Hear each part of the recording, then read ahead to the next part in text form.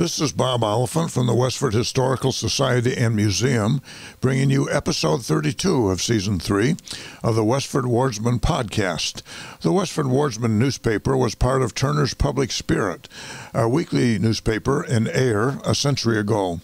In this episode, we'll be reading the Wardsman for the week ending Saturday, August 6, 1910, and I'll elaborate on what was happening in Westford that week. The week starts with the Westford Center section. The committee in charge of arrangements for the annual reunion and Ladies' Day of the Cavalry Association are busy with plans for the day, and it is expected that it may prove as enjoyable to the members and their guests as last year. The dinner will be served at noon in the town hall, and the new Whitney Park will be in use for the first time. The battlefield and the ball field and the tennis court are nicely finished and available, while the remainder is not yet the beauty spot those interested expect it to become after a season or two when the grass and shrubbery are well growing. The Chelmsford Band will be in attendance during the day, and the hospitality of the membership will be extended to the guests of the occasion. Mr. and Mrs. John P. Wright, who have been enjoying a sojourn in the log cabin on the summit of Prospect Hill, have returned to their home with the expectation of coming again for 2 weeks a little later in the season. It was pleasant to have Walter Sleeper calling on old friends in his childhood home this week. Walter Sleeper's father of the same name was a doctor in Westford, and he died in 1908, and his mother had died in Westford in 1907 when Walter was just 12 years old. He also had 2 older sisters, so he was the youngest of the 3 children. Miss Elizabeth Hildreth of New York is making her usual summer sojourn with her cousin, Miss Ella Hildreth, at Prospect Hill Farm. That was on Lowell Road and near the Chelmsford end of it. Miss Emma Pelham is staying with Miss Miranda Luce. Miss Evelyn Hamlin has returned from a pleasant vacation spent at York Beach and at Worcester with her aunt, Miss Ellen Kimball. Miss Hannah Morrill has been the guest this week of her sister, Mrs. Orion V. Wells, the wife of Dr. Orion V. Wells. Mr. and Mrs. Benjamin F. Day have removed to Bedford to be with their son and family. Miss Nellie Gill of Waltham has been the guest of her cousin, Mrs. J. Herbert Fletcher, and Wednesday, Mrs. Fletcher returned with Miss Gill for a few days' stay in Waltham. Augustus Bunce's many friends were sorry to know of his serious ill turn this week, but are glad he is able to be about again, superintending his farm interests. Gilmer Stone is also among the sick ones and under the doctor's care. Mr. and Mrs. Charles L. Hildreth and Master Roger Haywood Hildreth are enjoying a vacation at Wilton, New Hampshire. Charles O. Prescott has returned from an enjoyable trip of a week at Kineo, Maine on Moosehead Lake. Right in line with the spirit of village improvement, the enterprising firm of Wright and Fletcher have replaced the old sign over their store with a handsome new one with gilt letters on a background of black and underneath a smaller one reading, Post Office, Westford, Mass. The many autoists who are oftentimes strangers passing through our main street need not now be in doubt as to the identity of our present pretty village. That's the Wright and Fletcher store is where Muffins on Main is now located, and Ellen Hardy has placed a sign very similar to the one that's described here with the Wright and Fletcher name on it, him remembering the old store. The next couple of paragraphs is about a birthday party. The 14th birthday anniversary of Miss Hilda Isles on Friday of last week was made most memorable and enjoyable by a very pretty party given by her mother, Mrs. Florence Isles, for her daughter.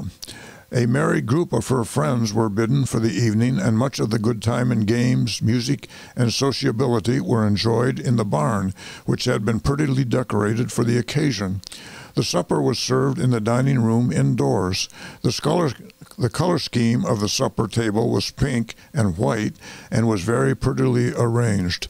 The birthday cake had its place in honor in the center of the table. Caterer Fred A. Smith had charge of the making and serving of the ice cream. Miss Hilda was the recipient of many pretty gifts, and after a delightful evening, the happy company took their departure, wishing their young hostess many happy returns of the day. The next section is entitled Congregational. The bright, crisp weather last Sunday, after so much heat, was an ideal day for whatever plans one might have, particularly for the church going, and a large congregation was present at the Congregational Church, which was the only service in the village. Mr. Wallace's sermon was especially a message to the young people of the audience, and incidentally was of much interest to the older ones as well. He showed a very sympathetic and intelligent insight into many phases of youthful life with all its ambitions and temptations. For the next 3 Sundays, there will be no morning services during the pastor's vacation. Mr. Wallace went directly to Lunenburg, a former pastorate, and where he has so many friends, for a participation in the observance of an old home week, and where he had charge of the Sunday evening services. After several days at Lunenburg, Mr. and Mrs. Wallace go to Northfield for a series of meetings which are so valuable in the way of inspiration and helpfulness to Christian workers. Mrs. Pauline and Rachel Wallace will remain in Lunenburg while their parents are at Northfield. Next, we have the About Town section. During the thunder shower on Wednesday evening of last week, lightning came in contact with the lightning rod on the Unitarian Church, and they had it out together. The rod gave the lightning free transportation until near the ground, when the lightning suddenly scented something more to its liking, and without stopping to politely rap, it bolted right into the parlor and tried to play a tune on the pipe organ. The organ not being in tune, as the results of repairs on the church, it is not known what tune it did play. But as an organist, it was unsatisfactory, and the insurance company will have to be put on as an interpreter. The Talent Place, that's spelled Tallent, and that's a surname. The Talent Place on Stony Brook Road is being cleared of the disfigurement of the spring fire. The old shed, which the fire did not have time to finish on account of interference by the Westford Water Department, has been much improved in appearance by disappearance as a shed. The barn, which was shattered and tattered in the emergency engagement between fire and firemen, is being trimmed back to its former symmetry. Last Thursday afternoon of last week, Paul Quist, who is tool sharpener for H.E. Fletcher Company, while sharpening tools, had a piece of hot steel fly and lodge in the eye. He was quickly removed to the office of Dr. Leary of Lowell, who pronounced it painful and placed him under expert treatment to prevent loss of sight seeing from the right side. That almost absolutely, I'm sorry, it says that almost absolute, but I think he means that almost obsolete old-fashioned New England yoke of oxen was seen Monday afternoon with all the cud-chewing simplicity of ye olden days as they passed through town on the Lowell Road for the Levi T. Fletcher farm, where the Burton H. Wiggin Company of Lowell is hauling wood and loading it on the cars at Brookside. With windows closed, curtains drawn, doors that open not, whistle that soundeth not, and waterfall that carries no energy to the wheel, the Brookside Mill, like a parade, has been ordered to the at-rest position. It looks at present as though the town would be compelled to be defended in a suit for damages as the result of death by accident on the highway of the late Charles Reed. If the suit comes to trial, it will be held in the United States Court at Boston. This will allow the jury to be drawn from any part of the state. The trial, if pressed, will come off in October. Mr. and Mrs. George Howard, Jr. left the old Oak and Bucket farm last week for Brown Brook, New Jersey. They left Boston Harbor on the boat Harvard. When a short way out of the harbor, the boat was struck by lightning. After striking the boat, the lightning struck the water and was drowned. Sounds like a lot of electrical storms in the area this week. Miss Amy Schellinger and Miss Holt of Boston were recent visitors at the farm on Lowell Road, where the lawn tennis court, the old oaken bucket, and the forest shades of Francis Hill are nature's wayside inn. This, of course, is the town of the author, Samuel L. Taylor, author of the About Town section. The town teams are busy hauling gravel from the Willard Fletcher Bridge on the Stony Brook Road to Main Street near Chamberlain's Corner. Charles A. Prescott, the 2-month-old child of Mr. and Mrs. Frank Prescott, was buried in Fairview Cemetery Monday afternoon. Services were held at the grave by Reverend David Wallace. Next, we have the Forge Village section. The members of the John Edwards Hose Company held a very enjoyable dance in Abbott Hall Saturday evening. A large number from out of town were present. Gilmore's Orchestra of Lowell furnished the music, and refreshments were served at intermission. Joseph Bennett, Jr. acted as general manager, assisted by members of the Hose Company. About $18 were turned into the treasury. Mr. and Mrs. Anthony H. Fernald of College City, California, are rejoicing in the birth of a son born on July 17th, who has been named Anthony H. Jr. Mr. Fernald was a prominent member of St. Andrew's Mission and is the son of Mr. and Mrs. William H. Fernald of Knops Pond Farm in Groton. Mr. Fernald was ordered south by his physician 2 years ago, but since his residence in California has enjoyed the best of health. Miss Catherine Burgess of Lowell is visiting at the Fisher Cottage, the Birches. That would be on Forge Pond. Mr. and Mrs. Bailey of Everett, who are enjoying a camp life at Forge Pond for the month of August, are entertaining Miss Carol Combs of New York City.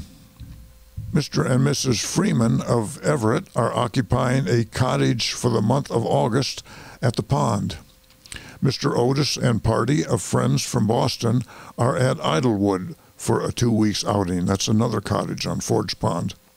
Mr. Titcomb, with friends from Nashua, will spend the next 2 weeks at Pine Camp, another cottage on Forge Pond. The G.W. Proudies of Littleton broke camp Monday after spending 2 weeks at Forge Pond. They were succeeded by the J.W. Irelands and family of Littleton, who will enjoy the cool breezes of the pond for 2 weeks.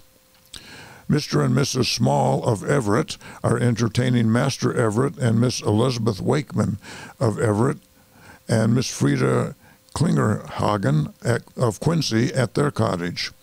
J.W. Blake and John Traynor, who have been employed the past few months on the new Abbott Mill, left here Monday for Rotterdam, New York, where they are to assist in the construction of the new YMCA building, which is being erected there. The many friends and former parishioners of Reverend Thomas L. Fisher will be interested to learn that he has decided to go to Sioux Falls, South Dakota, where he will engage in missionary work for 1 year. If at the end of that time he finds his work pleasing, Mrs. Fisher and 2 children will join him. Mr. Fisher received the call to South Dakota over a year ago, but did not care to go so far from his mother, who is 83 years old. He will commence his new duties September 1st. Reverend Fisher was the pastor of St. Andrew's Church in Ayer and also of St. Andrew's Mission, a mission church of the church in Ayer, located in Forge Village. Miss Ada Newt, N-U-T-E, of Brockton, is visiting with Mrs. H.E. Randall. Mr. and Mrs. James Wilson have as their guests Mr. and Mrs. Frank Gardes, G-A-R-D-E-S, Miss Mamie Dando, and Miss Mildred McDonald of South Boston, and Frank Sullivan of Nashua, New Hampshire. Walter Chappell the well-known teamster for Abbott and Company, resigned his position Wednesday and starts Sunday for Winnipeg, Manitoba, where he will assist in harvesting the great wheat crop. His cousin, Alexander Chappell, will accompany him. Charles Blodgett of the Ridges has accepted the position as teamster for the Abbott Company. A son, Adment, A-D-M-E-N-T, was born Thursday, July 28th, to Mr. and Mrs. Eugene Delorier. Well, it says Delorier, but I think the last surname is DeLuin, D-E-L-O-U-I-N. Mr. and Mrs. John Paquette of Nashua, New Hampshire, who are spending this week at her parents', Mr. and Mrs. Felix Leclerc, are rejoicing in the birth of a son, Thomas A., born Wednesday, August 3rd. At the regular meeting of the John Edwards Hose Company Wednesday evening, Matthew Elliott was elected to fill the vacancy caused by the resignation of Walter Chappell. The resignation of Captain Richard Prescott was received and regretfully accepted to take effect September 1st. John Spinner Jr. was nominated. Miss Ethel Collins, the 8-year-old daughter of Mr. and Mrs. Miles Collins, underwent a successful operation at her home Tuesday afternoon. Dr. O.V. Wells, Orion V. Wells, performed the operation, assisted by Mrs. Wells as trained nurse. The little patient is doing well. Services at St. Andrew's Mission will be held at 9 o'clock. Holy Communion will be celebrated. Reverend Harry Gray will conduct the service. The usual afternoon devotions will be admitted. Miss Alice H. Schicks and Miss Louise M. Marinell and party of friends of Lowell have returned home after a pleasant vacation spent at Mr. Lowther's cottage on the shore of Forge Pond. And that's the news in Westford for the week ending August 6th, 1910. Thank you for listening, and thanks to Ryan Cousins of Westford Cat for providing technical support. You can find transcriptions and podcasts from the Wardsman at our website at museum.westford.org or visit the Historical Society's Facebook page for more Westford news from a century ago. This is Bob Oliphant, and I hope you will join us for next week's Westford Wardsman podcast. Thank you.